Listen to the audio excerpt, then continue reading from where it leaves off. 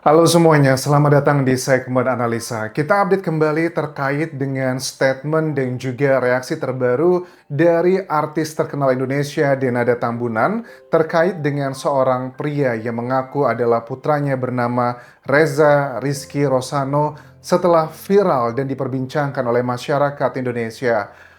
Reaksi terbaru tayangan dari MNC TV, Denada hadir dalam acara tersebut dan ada beberapa hal yang kelihatan banget ini bukanlah hal yang sepertinya diduga atau disangka oleh pihaknya Denada. Ini sepertinya banyak masyarakat yang berpikir bahwa wah ini kayak udah 24 tahun, rahasia besarnya Denada tersembunyi begitu saja, tapi ternyata ini baru kebongkar semuanya. Dari sisi keluarga Reza Rizky yang berada di Banyuwangi mengatakan bahwa hampir seluruh orang tuh tahu kok kalau Denada adalah ibunda dari Reza Rizky. Tetapi bagaimana dengan Denada sendiri? Ada beberapa statement yang mau aku bahas di sini dari kolega atau rekannya Denada pada acara tersebut. Ada statement yang pertama adalah dari Irfan Hakim. Ini menjadi salah satu kontroversi. Ada sebagian netizen yang menilai bahwa kok Irfan Hakim tuh kayaknya ngebela banget gitu loh. Ataupun juga yang merasa bahwa pro sama Irfan Hakim, dia nggak ngebela, dia cuma pengen mendengarkan dari kedua belah pihak. Sebelum kita bahas apa yang disampaikan di hadapan Denada setelah keviralannya, keluarga, cerita-cerita kelamnya di sini ya masa lalunya, apa yang dilakukan oleh Denada dalam tayangan tersebut. Pertama, dalam tayangan ini, Denada itu kan kalau aku lihat di video-video yang viral, dia bernyanyi, karena memang dia adalah penyanyi, tetapi yang paling menarik adalah pada saat ada pertanyaan-pertanyaan yang sudah menjurus terkait dengan Reza Rizky Rosano. Denada hanya tersenyum. Senyumnya itu sangat getir, senyum yang sepertinya menyimpan begitu banyak kesedihan.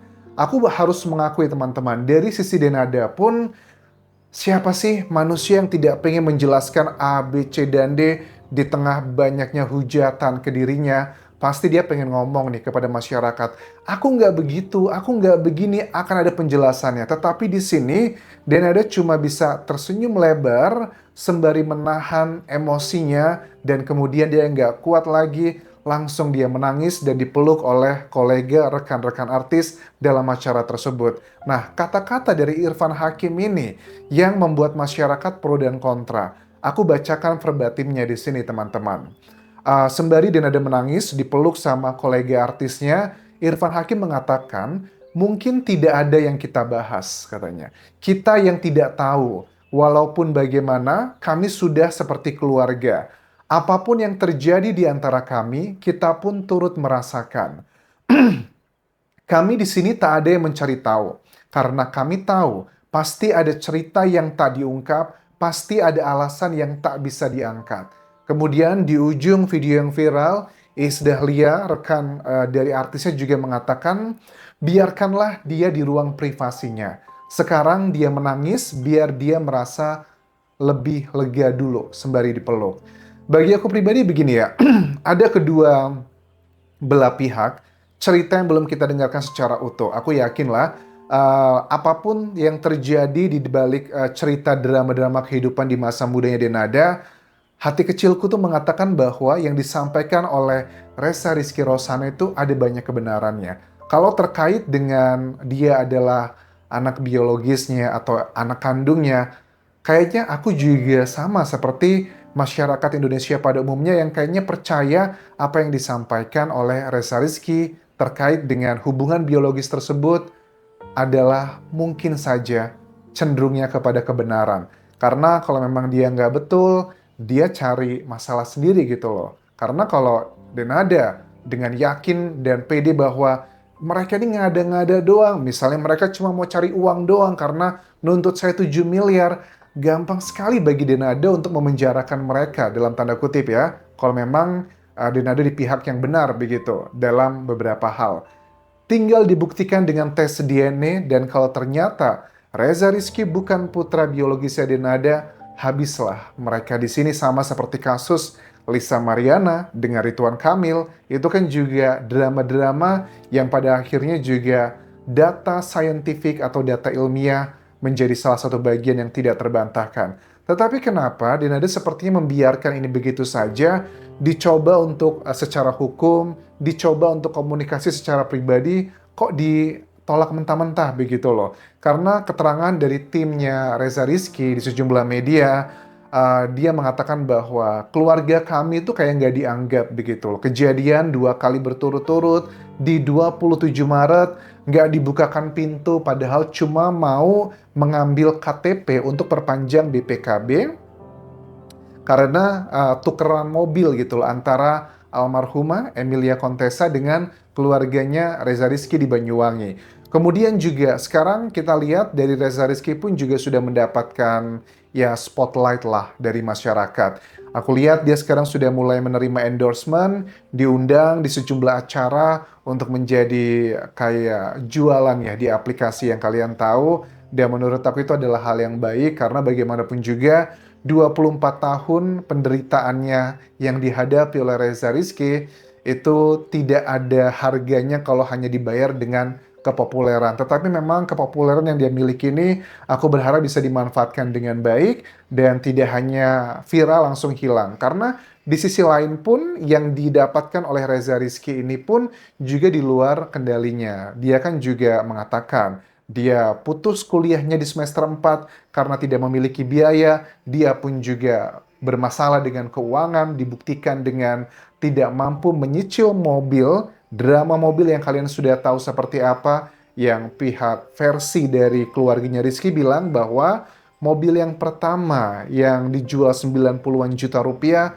tapi ternyata dugaannya hanya dijadikan DP untuk kredit di mobil yang sekarang diributkan ini hanya 20 juta dan ternyata yang harus ngebayar bulanannya juga Reza Rizky. Padahal ya jangankan hanya puluhan juta, miliaran rupiah pun Denada bukan hal yang sulit bagi dia untuk mengeluarkan untuk anaknya yang sakit di Singapura, dirawatnya di sana. Tapi kenapa kalau memang betul Reza Rizky adalah anaknya, kenapa dia kayaknya enggan banget gitu loh. Bukan cuma sekedar materi, sekedar ketemu, sekedar say hi aja, kayaknya udah nggak mau banget. Dibuktikan dengan sidang 2 kali di pengadilan Banyuwangi terkait dengan sidang perdatanya. Kan lagi tahapan mediasi kan ya. Sampai nanti di minggu terakhir, mungkin beberapa hari lagi adalah batas waktu untuk mediasinya. Itu pun pihak Denada tidak hadir. Bahkan dari kuasa hukum mengatakan, katanya kuasa hukum Denada itu mau berkomunikasi di luar meja persidangan. Tetapi ditunggu-tunggu, nggak ada tuh kabarnya, malah memberikan statement ke media terkait bahwa ada kami buktinya untuk transferannya, mobilnya, rumahnya, dan sebagainya. Dan semua itu dibantah sama pihak keluarganya Reza Rizky yang mengatakan boro-boro mau ngasih mobil, mau ngasih rumah, atau transfer bulanan, orang gaji bulanannya Reza Rizky pada saat bekerja ke neneknya sebagai seorang sopir, itu pun kadang kalau mau gajian menurut Ibu Rati, ibundanya ibu yang mengasuh Reza Rizky, kadang Reza itu suka chat atau kirim pesan, aku belum gajian ini bilangin dong sama Mama Emil gitu kan ya untuk gajian. Itu aja haknya sampai sebegitunya loh. Bahkan aku lihat juga nih teman-teman, ada beberapa video yang viral kan ya terkait dengan momentum pada saat ibunda dari Denada atau neneknya dugaannya dari Reza Rizky itu meninggal dunia. Reza Rizky kelihatan banget menangis, haru sekali, dia sedih sekali, dan juga ada ibundanya, Ibu Rati pun hadir di sana, sangat sedih, dan ini adalah momentum, kalau aku nggak salah, di mana dikatakan bahwa Reza Rizky sudah mengetahui versinya dia bahwa Denada adalah ibunya, dan dia cium tangan di sana, dia punya perasaan yang berharap seperti apa, tapi ternyata kan menurut versi Reza Rizky, Denadanya biasa-biasa aja. Dan mungkin menurutnya saat itu dia nggak tahu kalau ternyata Reza Rizky sudah mengetahui kebenaran sebenarnya versinya mereka.